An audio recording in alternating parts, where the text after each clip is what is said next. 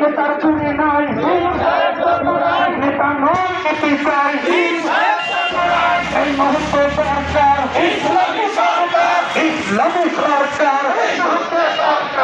মুহূর্তে সরকার ইসলামী সরকার, ইসলামী সরকার। এই মুহূর্তে বিহার পদ্ধতিতে নির্বাচন দিতে হবে বিয়েটাও। বিহার পদ্ধতিতে বিহার সারা নির্বাচন